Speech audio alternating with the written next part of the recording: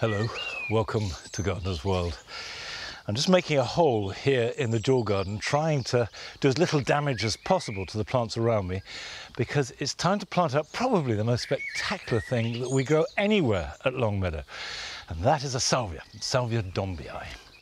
Like all salvias, it likes a sunny position with well-drained soil, which the latter is a bit of a stretch for us here because our heavy clay is hardly what you call well-drained. But it does okay. We grew it last year here in the Jewel Garden and it was fantastic with long tubular red flowers, and it can grow up to 10 foot tall. And I've overwintered it in the greenhouse, so now I want to take it out without damaging it, which I have to say is not easy at the best of times. Come on. There we go, it's coming. It's coming. There we are. Ta-dum. And in you go. Perfect. Right, let's get this backfilled while it's happening. Coming up on today's programme, Carol is rejoicing in the seasonal displays at Treba Gardens in Cornwall. Wherever you look, there's innovation, beautiful ideas, and you just get this feeling of optimism and looking forward to the future. With box across the UK being decimated by the combination of caterpillars and blight, Nick visits RHS Wisley to discover alternative shrubs for hedging and borders. You know what? The good news is there are all sorts of plants that can give you that box-like effect without having to plant box. And I will be planting my squashes and outdoor cucumbers.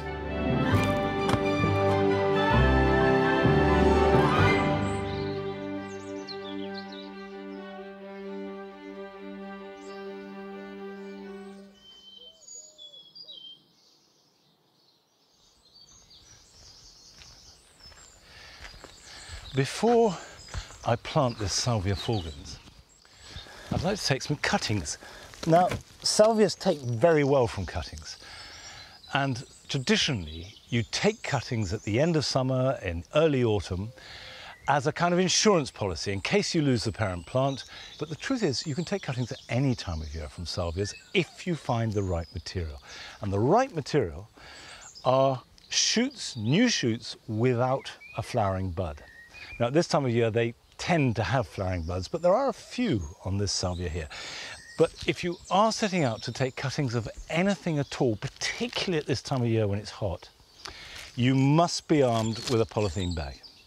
And that is because once you cut the material off, it's effectively dying, and it becomes a race to get it into a rooting medium before it dehydrates too much.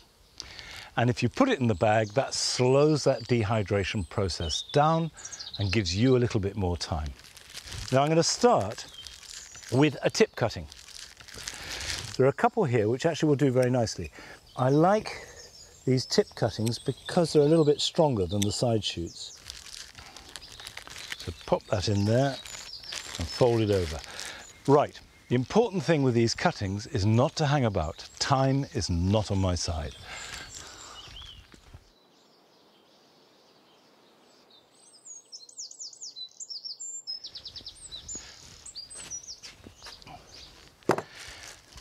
All cuttings need a bit of preparation. If you just chuck them in as they are, you are not increasing your chances of survival, because it's the foliage that loses moisture. So the first thing to do is to reduce the foliage. I'll explain about these glasses in a minute. So you take your cut material like that, and you need a sharp knife, and just cut off the lower leaves, leaving a maximum of 2. So that has a much better chance of survival. Now, the roots form best from just below a node. Now, a node is where the leaves form. So although I've cut it in the middle of the stem, I need to just trim it back so it's just below that point there. So just with a sharp knife, straight across. Now, in the past, I've used perlite very successfully for salvias, pure perlite, no compost at all, because to take a cutting, all that's needed is water and air. You don't need any nutrition. So if you've got it and you want to use it, I know from experience that works well. But I've been told that salvias actually take just as well in pure water, and that's what these glasses are all about.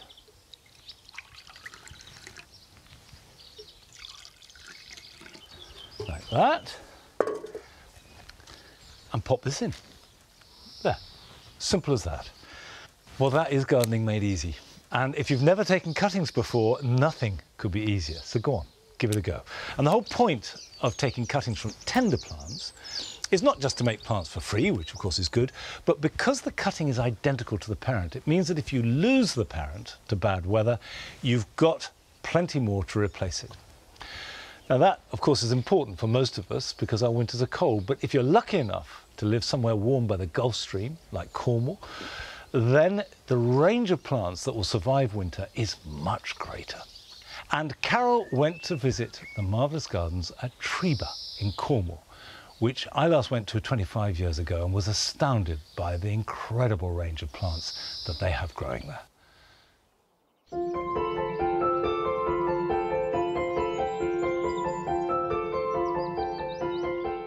Treba Gardens near Falmouth is a subtropical paradise full of tree ferns, exotics and rhododendrons.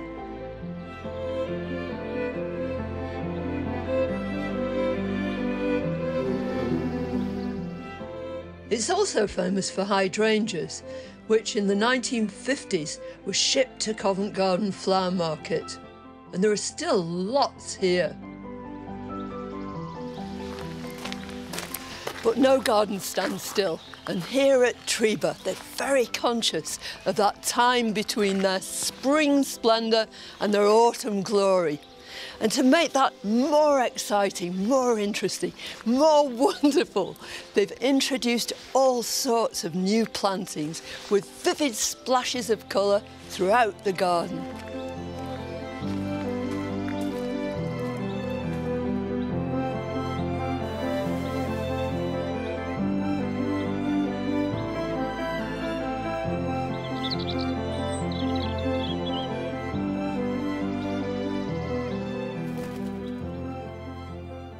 Much of what has been done to bridge that gap between the spring and the autumn is very, very deliberate.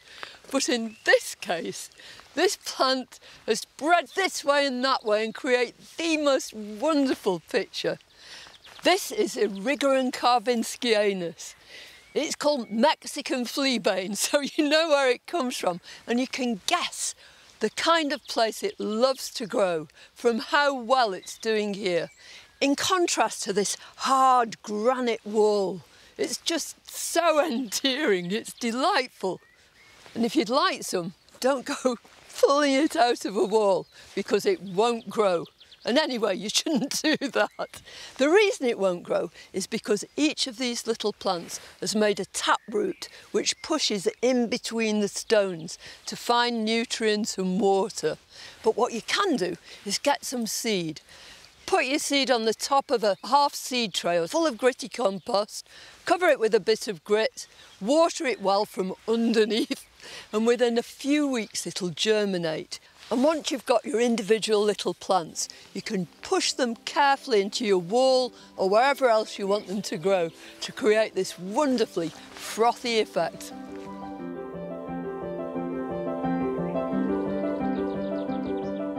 This tiny Erigeron fringes this magnificent bed of succulents, which pepper the top of the garden, and amazingly, they can stay in the ground over winter.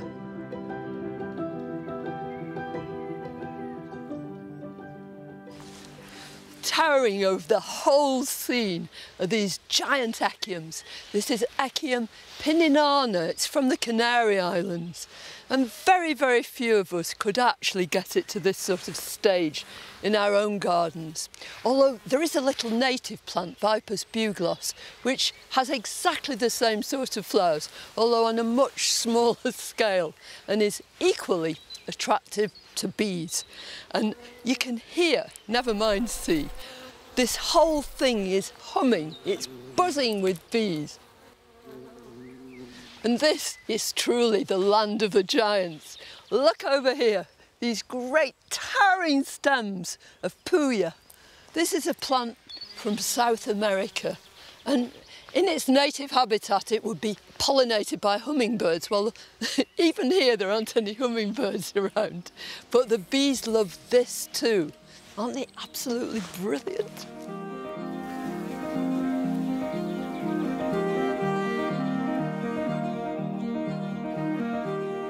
In contrast to the drought of the parched bank, a natural stream runs through the heart of the Triba Valley, and it's been turned into a primula paradise.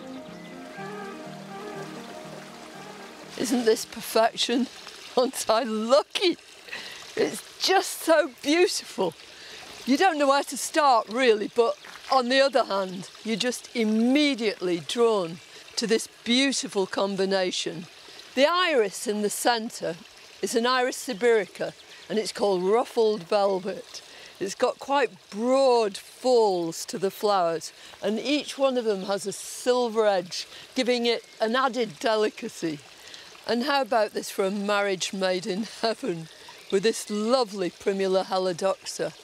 Brilliant, pure yellow flowers. I really can't imagine how you could possibly improve on this combination. And the very fact that this yellow is picked up right the way up the slope, or, if you prefer, right the way down this series of waterfalls, just makes it all the more romantic, all the more perfect. Just to add to the mix, there are these arum lilies too, putting in a dash of clean white. But it's the primulas that really lead the party. Primula helidoxa is just one of a whole series of beautiful primulas. All of them come from Asia, and they all frequent damp places. Many of them even grow in a bit of shade too, but they have their stature in common. They have a rosette of leaves at their base, and then they thrust up these tall stems. Eventually, there might be as many as 8 of these whorls at one single stem. They set seed very easily, and they'll very often seed themselves, which is one of the reasons they always look so natural. So if you haven't got a waterfall or a wonderful boggy area in your garden, but you really want to grow these sorts of plants, then just dig a hole.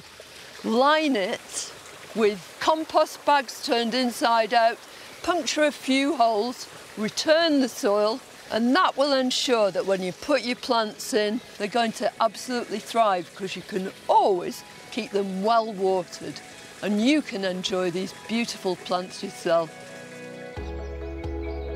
As the valley widens out, there are lots of other treasures. Bamboo in profusion, more promiscuous primulas, and lovely textured combinations. This is Podophyllum spotty dotty, with huge leaves. Dryopteris wallackiana, covered in furring emerging fronds with dark stems. And Hosta blue mammoth. You don't get much bigger than this. This is the most wondrous garden. It's so cared for. Not only does it respect its history, wherever you look, there's innovation, new plantings, beautiful ideas, and you just get this feeling of optimism and looking forward to the future.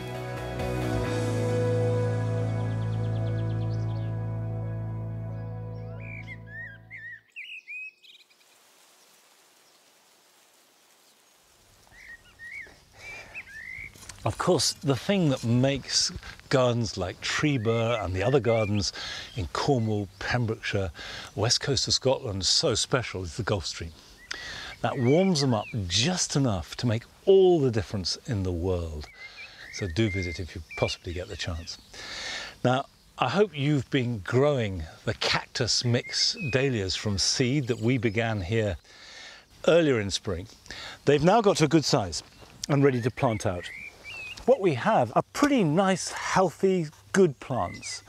And if you take them out They've got a good root system, and this should grow well. Dahlias, remember, come from Mexico. They are fairly exotic plants. They respond well to heat and light and air and water and rich soil. So if you can give them as many of those elements as possible, they will thrive. And do bear in mind that they won't all be good.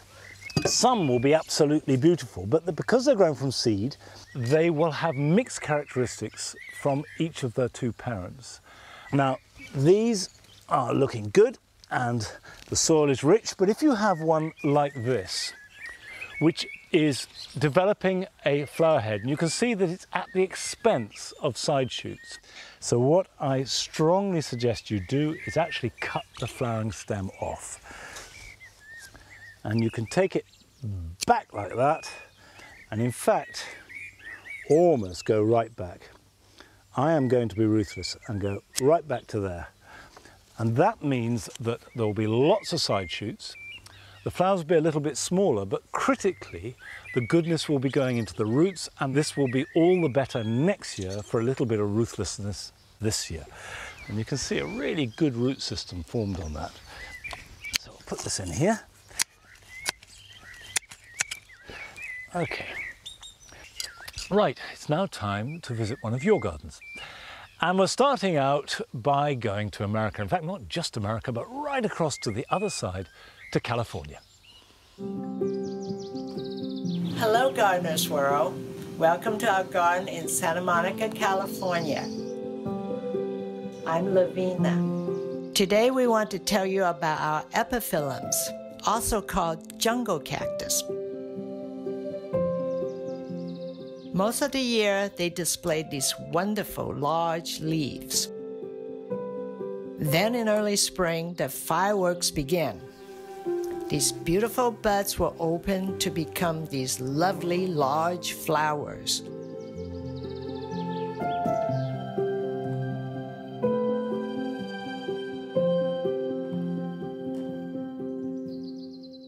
Caring for epis is quite easy.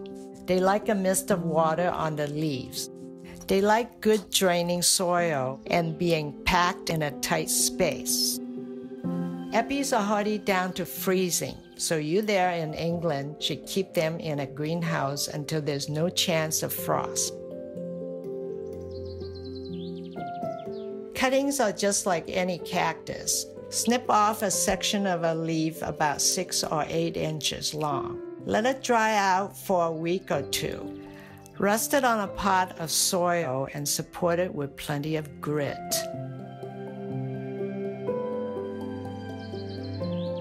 This is the new one. We got it about 4 years ago, and it's finally starting to blossom, which proves again that gardening takes plenty of patience. In closing, we just want to say thank you. We really enjoy watching Gardener's World. It's been a refuge, especially in this crazy year.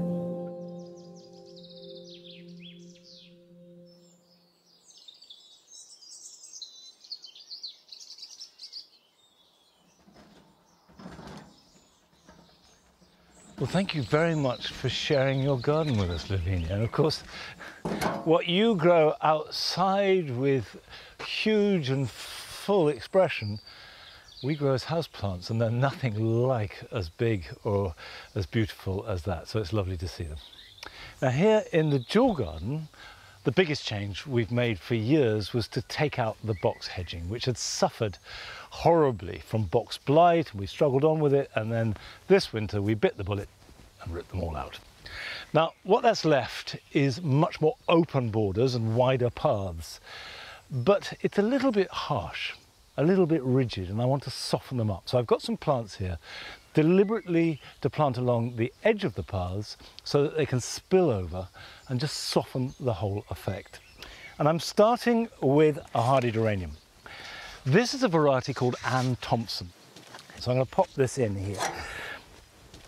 And when you're planting on the edge of a path or a lawn to soften, go right up to the edge. You want this to sprawl. You're not trying to contain it. Now, hardy geraniums are very tolerant of most situations. These are a really useful plant. But immediately you can see that rather hard metal edging is softened. Now, for a splash of colour, I absolutely adore geums. And this is probably the best known geum of all. It's Mrs. Bradshaw. And you can see it's got this brilliant vermilion flower. Now, this is not actually a spreading plant as such, because the flowers grow and spiral upwards rather than laterally. But the foliage will grow out, and I think that the key thing when you're creating edging that you want to be soft and looking natural is to have a variety of hummocks and spreads and sprawls rather than just a rigid row. So hopefully that will add another range of texture. And then finally, I've got one here that I'm a little bit undecided about. This is a Nepeta. I'm slightly worried that the blue is not quite dark enough for the Jewel Garden, and if it proves to clash in a bad way, then I might have to move it to the cottage garden. But if it works, it'll be ideal because it will form a low mound. It never gets too big, and it popped here will just add that balance I'm talking about.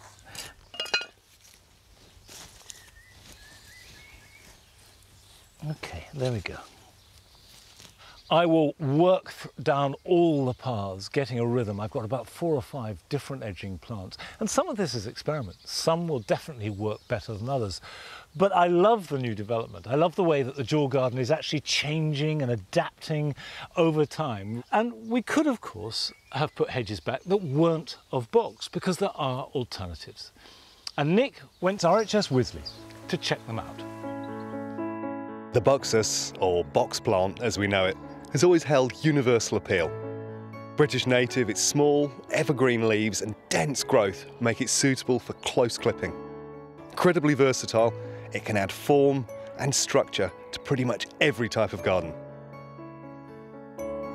Box ticks an awful lot of boxes, but it's under serious threat here in the UK with a combination of both box blight and the invasive box caterpillar. So now is probably a good time to rethink those small clipped topiarised plants or hedges. And you know what? The good news is there are all sorts of plants that can give you that box-like effect without having to plant box.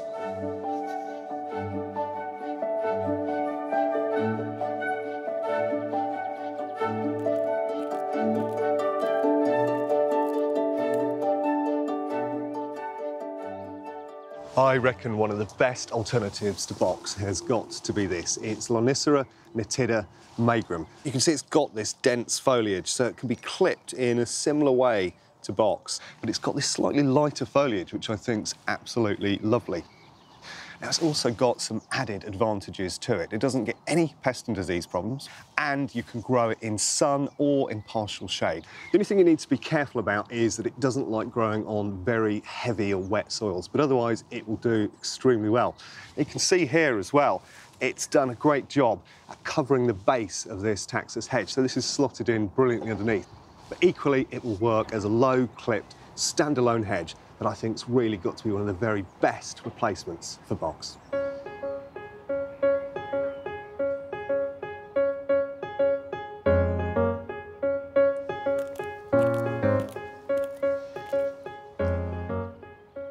Yew trees are an iconic part of the British landscape. You'll find them all over the place. Now, left to their own devices, they will produce huge trees.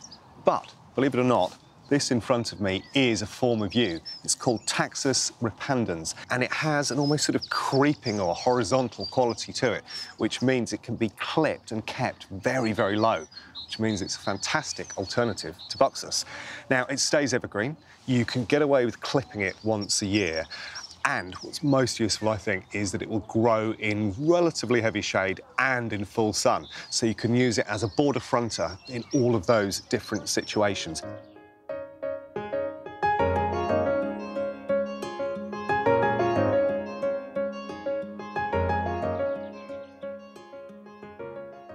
If there's one plant which I absolutely love, I always plant it into my own gardens and it always goes into client gardens, it is Pittosporum. Now, it's a shrub that comes from New Zealand and there are so many forms of it. There's one in front of me just here, variegated form called Colleague Silver, and the one over there is called, rather unflatteringly, Wrinkled Blue. Now you can see both of them can be clipped down into quite tight hedge or topiary forms, but equally you can leave them as free-form shrubs. Now if you've got a large Pittosporum in your garden, the fantastic thing is that you can topiarise it. In other words, you can prune that existing free-form shrub into a cube or a ball or a sphere. I think the other fantastic thing about Pittosporums is that they're so pale. And so if you think most of our evergreens through winter tend to be darker, inky tones, these make a fabulous contrast and provide a certain lightness into the garden. And as a final whammy, this cultivar, Colleague Silver, takes on pink tones in the winter as well. What more could you want from a shrub? Keen to inspire gardeners to move away from traditional box hedging and the threat of disease, Matthew Pottage and his team at Wisley have been carrying out studies on a host of alternative options over the last 5 years. One that looks really promising, Nick, is probably the Podocarpus.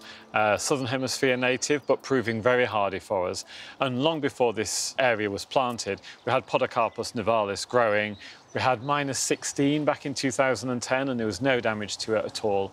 And it's almost a similar growth habit to a yew or a box. It is quite slow, but progress so far is positive. It regenerates from old wood. It's been happy to be clipped, and they just look really presentable, and I think that could be a really good future alternative. Progress today is promising. OK, and I guess most people don't know Podocarpus. It's a conifer, right? It is. It's a conifer. Almost looks a little bit like a box with small rounded leaves. You have fruits on it, a bit similar to a yew. I notice as well you've got Carokia frosted chocolate, which does what it says on the tin. It looks like chocolate. I've only known it as a free-form shrub, but it clips really well. And you've got a few other cultivars as well. Yeah, we have both Yellow Wonder, Red Wonder, and one called Silver Ghost, which is a favourite of mine. Lovely tiny little silvery leaves and black zigzaggy stems. Makes quite an unusual form, but lovely, lovely unusual texture to it.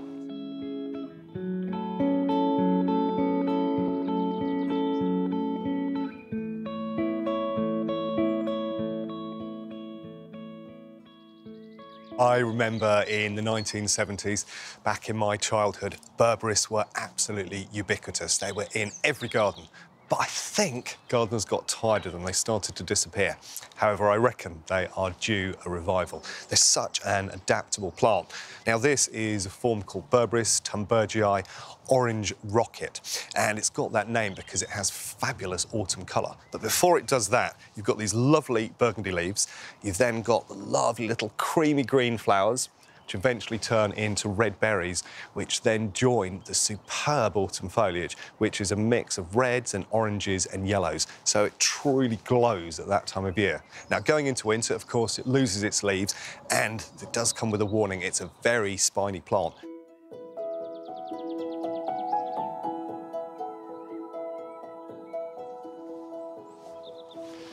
One of the big surprises here for me in terms of its ability to be clipped quite hard and given a sort of buxus look is this plant, which is Leptospermum grandiflorum. Now, Leptospermums come from Australia, New Zealand and Tasmania, and they tend to be quite loose, open shrubs. However, this form is a little bit more dense. Now, left to its own devices, it will produce quite large white flowers. It's a really beautiful looking shrub. But you can treat it in this way as well and get some lovely topiary or hedging forms from it. Of course, it has an added bonus as well.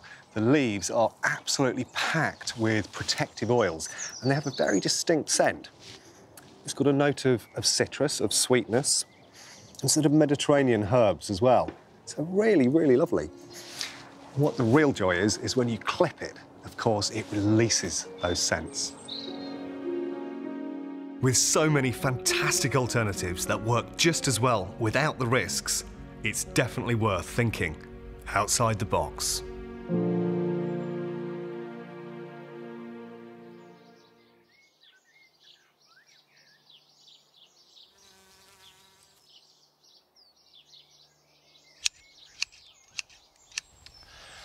I think the whole box replacement story is a difficult one, but it's fascinating to see such choice. And probably the best way to go around it is, rather than thinking, what can I use that will make up for the lack of box, that is a substitute, think, what would I like to use as a first choice? If I had all these plants, including box, laid out in front of me, which one would I plump for? And that way it becomes a first choice, and then for really a creative one and interesting. Now, it doesn't matter what kind of hedge you grow, whether it is a very low clipped edging hedge or whether it's a tall boundary one, whether it's deciduous or evergreen, now is not the time to do any serious hedge cutting. In fact, the RSPB says you shouldn't cut hedges between March and August, and that's good advice. That's because birds are still nesting, there are young in the nest, and if you start getting a hedge cutter out, you're almost certain to disturb them, and the results will not be good. However, they are growing strongly, and particularly, for example, the hawthorn hedges we have up at this end of the garden. It means that where you pass between hedges, they can either be rather prickly, or if it's been raining, you just get, it's like going through a car wash as you push through the wet growth. And it's a good idea just to very lightly trim those vertical growths back now. So just use a pair of shears and very lightly just trim it, all the excess off. And that's all you have to do. And then again on this side. And that really is it. And then when we come to here, I can just cut this back.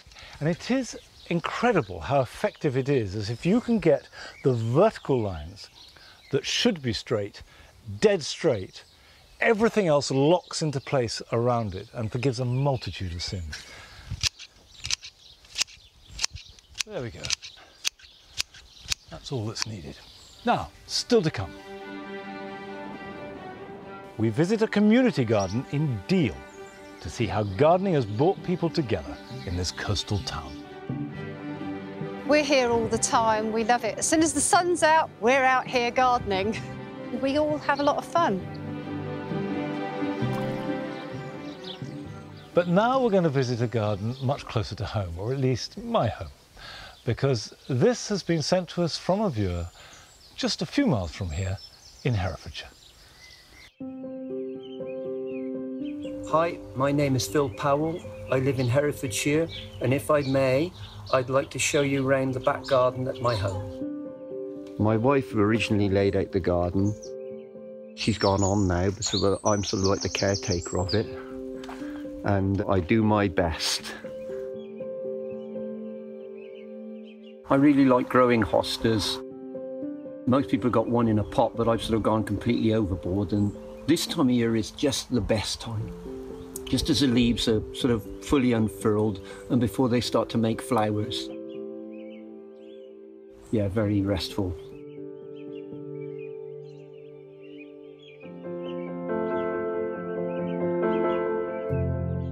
This viburnum was one that my late wife brought with us from our old house. You see just how wonderful those flowers are. They're absolutely splendid. I sunk a little bucket into the ground there and made like this little wildlife pond, which gives it a nice feature. As you can see, I've got this mind your own business. It will take over the garden, but I'm stringent with it. Every autumn I cut it back and keep it at bay, and so it keeps it in this area. But actually it looks okay, but it needs managing. This little box dragon here was one that I took some cuttings from one of the boxes in the garden. A lot of people that come by find it unusual, but anyway, I like it, so. I guess I'm pretty lucky to live here, you know? Anyway, that's my back garden.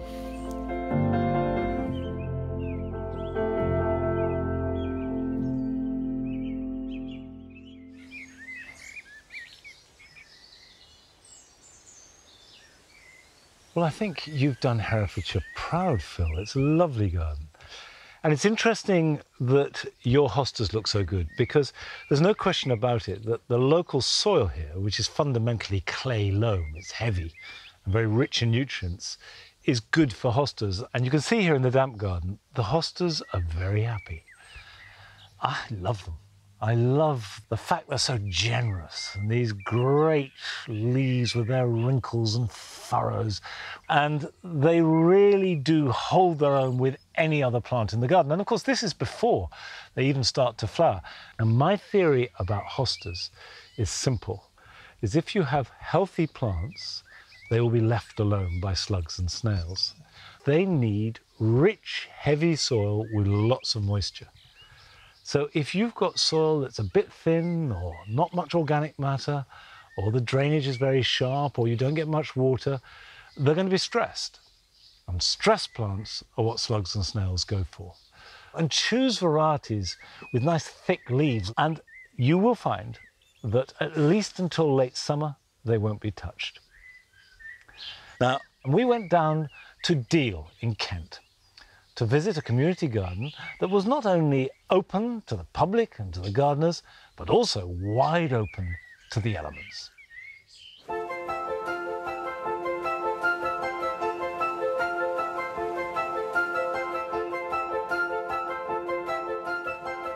We're here all the time, we love it. As soon as the sun's out, we're out here gardening.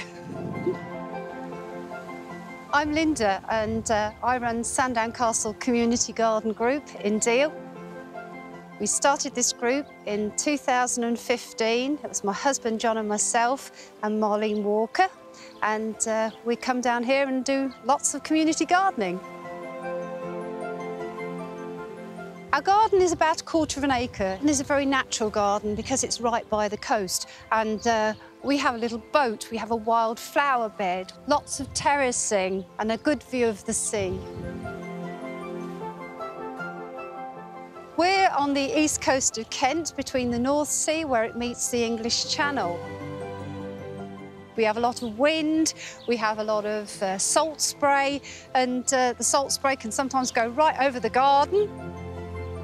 We don't let anything deter us here. We'll have a go at anything, and we don't give up.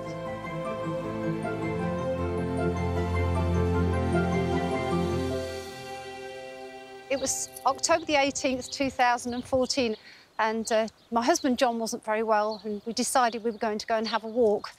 And we got to this place, looked across, and John said to me, "That looks really sad and sorry. It was completely overgrown." And John said, "Somebody should do something about that." And I got this vision popped into my head with all these coloured flowers, and that's how it all started. So John decided that he would put a post on social media, which he did. And the one comment that stood in our mind was, if you don't like it, do something about it. And that's a bit like a red rag to a bull for me. And all those people who commented wanted to join the group. When we started the garden, we were finding things in skips, and people were donating plants, giving us cuttings. Down here, we've got some lovely lavender.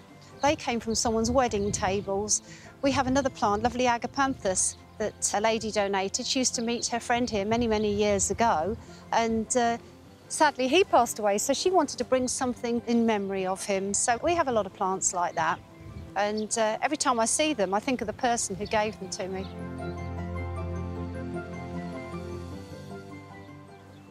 When we set up, we had to think about our location. So we were looking at what could we grow here, what could we see visually with the tiers. You've got different tiered levels. The sea thrift was already here when we started. So what we did, we moved that to the front of the beds while we removed the grass because it was completely overgrown. The plants that work the best are really the lower sort of rockery type shrubs, sedums and those sorts of things. These lovely blue geraniums, they work very well. The catmint works well. We've got these lovely cowslips. And the London Pride, I remember when I was little, I used to really go in and examine them right inside. I think they look like little ice gems. They're just so vibrant. I like the colours, the yellows in with the pinks, in with the purples, in with the blues. It's just a whole splash of colour. They make me feel happy.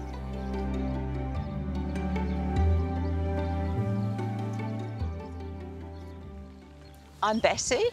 I've been coming here for about 4 years or so, having a dig, and putting a few flowers in and hoping a few more wild ones will come, because this bed is for the wildflowers to come to, and so to encourage the bees and the butterflies, and which we do get quite a few butterflies and bees here. We've got some firebugs, what they call firebugs, little red bugs, and none of us had actually ever seen these bugs before, so that was quite good. We were quite pleased with that we had something that was a little bit rare.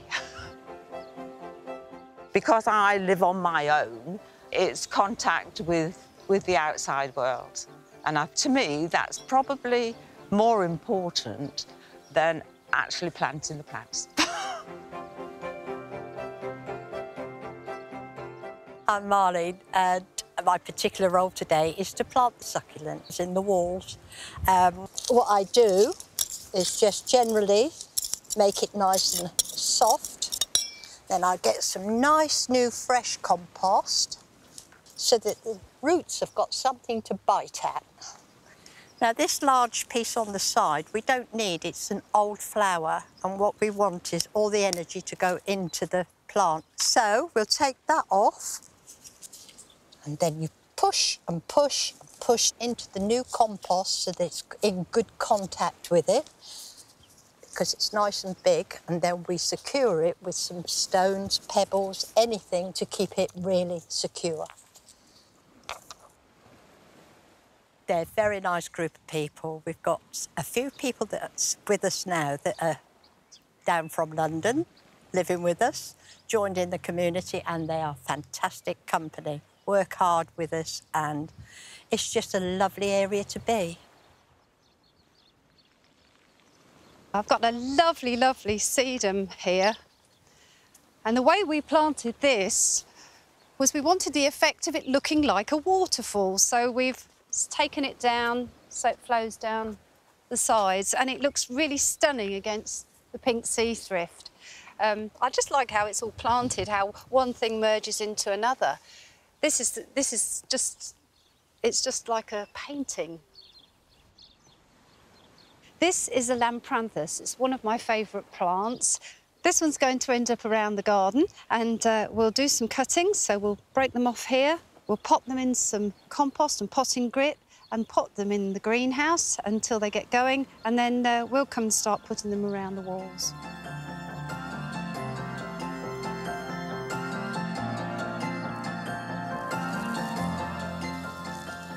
My husband has a really important role here.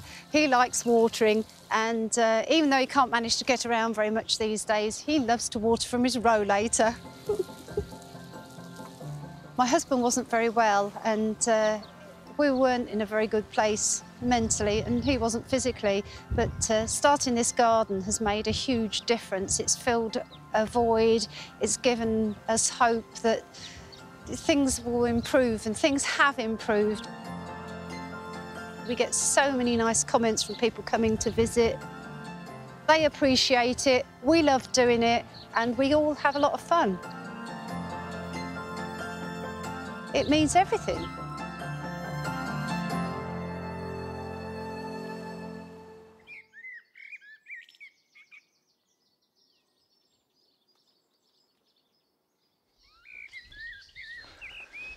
I love the way that they've gone with the landscape. They haven't tried to impose a garden on it. And of course, there's the fact that community gardens are about so much more than horticulture, clearly doing a lot of good to a lot of people. Now here in the Wrighting Garden, we have a particular kind of horticultural, not problem so much as challenge. Unlike the Jewel Garden or the Cottage Garden, this is subdued. We've reduced it down to essentially two colours, green and white.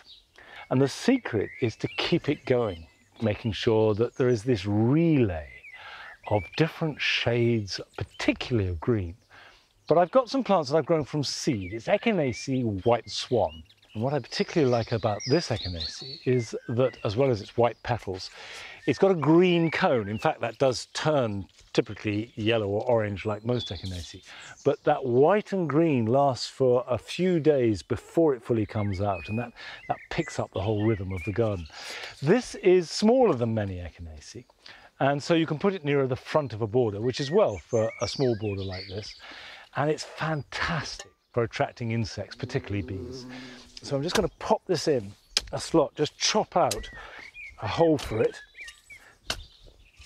and drop it in. So these have developed into nice strong plants, and of course you don't have to grow them from seed. You can buy them from a nursery or garden centre. But if you are growing them from seed, I suggest sowing the seed sometime now through to the end of summer, and they will grow slowly. They germinate slowly and they develop slowly, and you won't have a plant ready to plant out until this time next year. So sow them, grow them on, store them over winter. They're quite hardy, so they can be kept outside, but they don't want to be too wet. And then they will be ready for the garden next year. There we are. Now that, very inconspicuous now, but at least I'm planning ahead, and that will start to flower in about a month or so. And I've got 4 or 5 that I can drop in the rest of the writing garden. Now, it's time to go to the last of your gardens this week, and it takes us to Liverpool, to a much-loved backyard.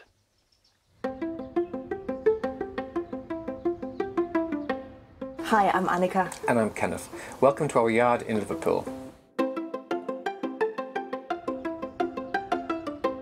We've lived here for 3 years together, and this is our little oasis of tranquility. We've tried to maximise the space available, and we have a few plants that add height and gravitas, if you like. 2 years ago, a friend needed to get rid of this palm tree, for example, so we adopted it, and then it took 3 friends and a large dinner as a bribe to actually drag it through the house. We underplant the tall plants with smaller ones so that the wind and the sun don't dry them out too quickly, as we like to visit our families and will sometimes be away for a little while. But mostly the Liverpool summer can be relied upon to take care of watering.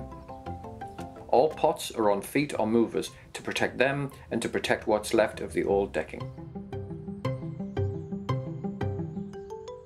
There's not much air circulation with the high walls. We have an amazing variety of pests. And our only hope is this little ladybird. We now apply nematodes regularly and sneak around in the night looking for weevils. Our neighbours probably wonder what we're up to when they hear our little battle cries in the dark. Look, I found one! Get it, quick! So this is our pond in a pot, and we just got a simple tub there.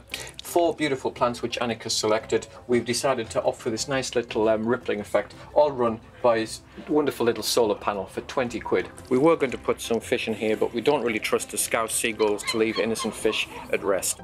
So there's our yard. It's not Longmeadow, but we're definitely working on it.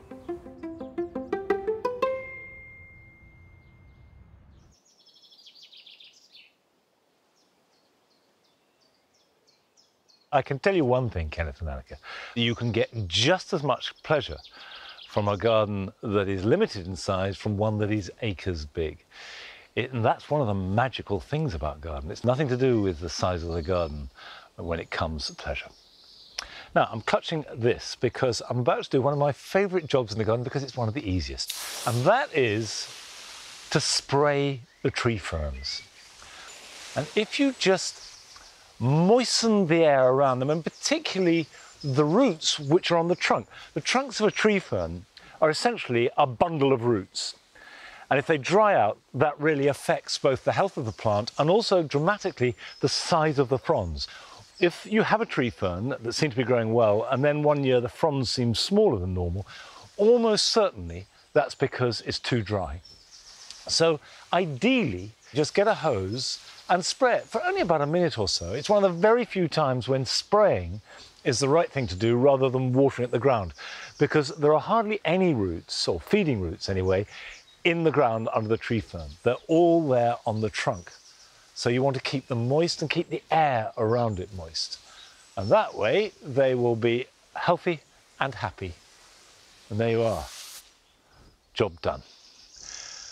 I always feel that tree ferns have something distinctly prehistoric about them. In fact, ferns in general, you feel were all growing long before mankind emerged to admire them. So it seems a good time to revisit Robbie Blackhall Miles. Robbie has always had an absolute fascination for prehistoric plants.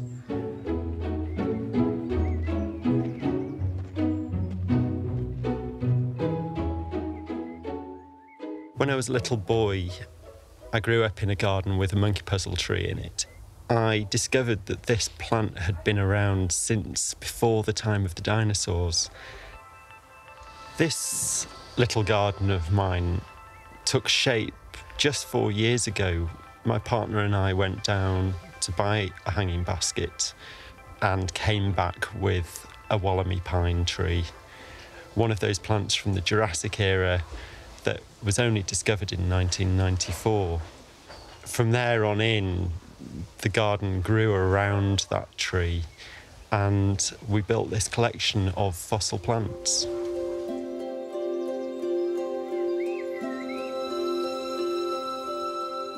Some of the very earliest flowering plants that we grow give a great insight into how flowering plants have evolved. Things like Illicium, the star anise flowers, have been around on this planet for about 125 million years. Darwin called the evolution of flowering plants his abominable mystery, and it's taken up until recently for scientists to just start to figure out where flowers originally came from. Water lilies are one of the first flowering plants to have evolved.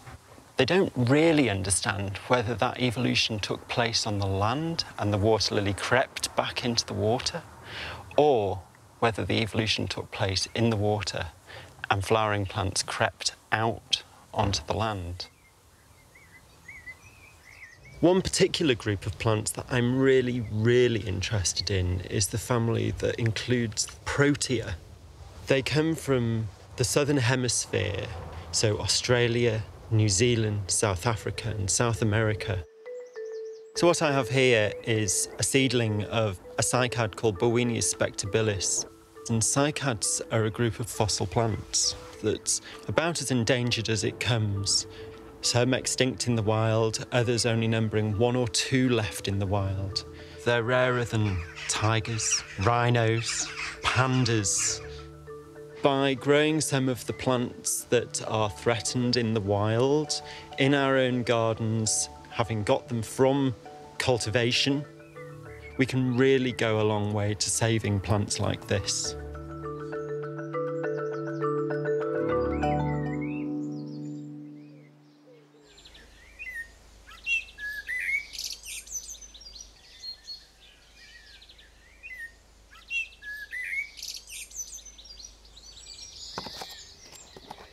Thank goodness there are people who are fascinated by one narrow group of plants and do collect them, because otherwise they can be lost. Now it's time to plant out squashes, or cucurbits actually, because I'm going to plant out cucumbers as well as squashes and pumpkins. And they all share the same growing conditions, or at least love of the same growing conditions, which is lots of sunshine and heat, lots of water as the fruit are growing and ripening, and as rich soil as you can give them.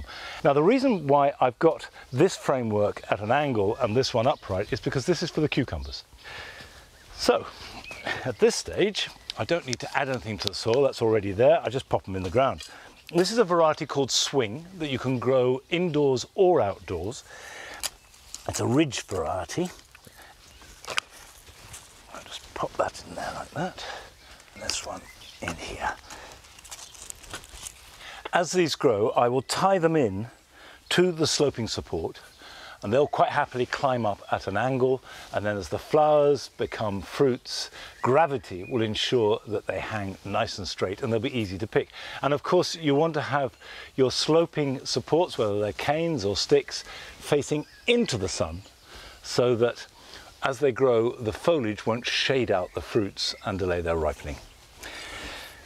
Now cucumbers will grow there, they'll get maximum sun, and I'm going to grow my squashes vertically too. Pumpkins and squashes like to spread, they take a lot of space, and I've found that by growing them vertically, up a support of any kind really, you can get an extra 50% of harvest out of the same available space. The only thing is the support does need to be quite robust, because if you've got a big squash or pumpkin and you've got, say, 3 or 4 on each plant, they're heavy.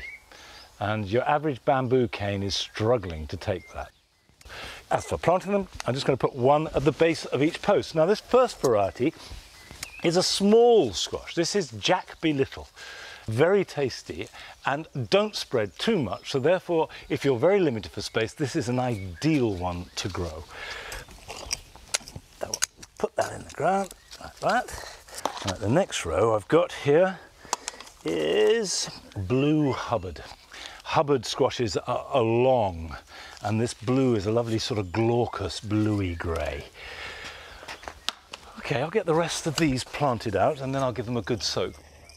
Well, while I'm doing this, here are your jobs for this weekend.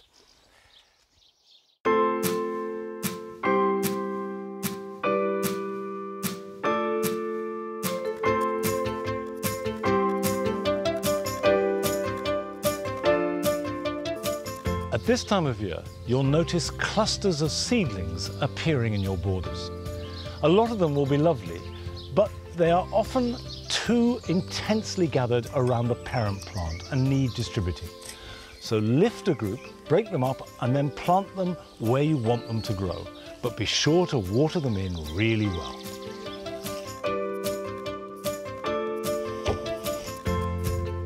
In order to keep a constant supply of fresh salad leaves throughout the summer, it's a good idea to sow lettuce little and often. And as soon as the seedlings are large enough to handle, prick them out into plugs. And in about 4 weeks' time, these will be big enough to plant out in the garden. And that way, you will never run the risk of having a glut followed by no salad at all.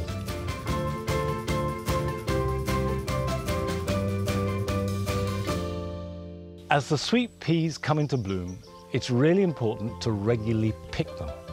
Otherwise, they will set seed, and this inhibits future flowering. We found that if you pick every single bloom about every 10 days, that's the perfect balance between having a good display in the garden and masses of lovely flowers to decorate the house.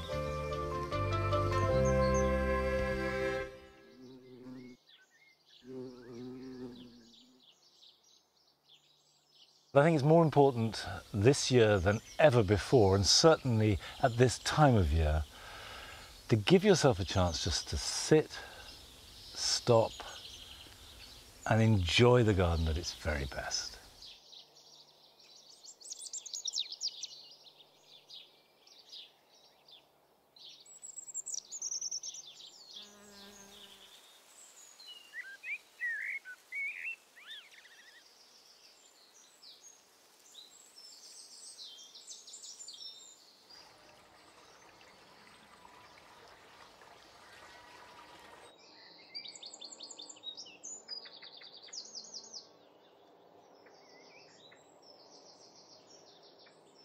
Well, that's it for today, and I'm away for a couple of weeks.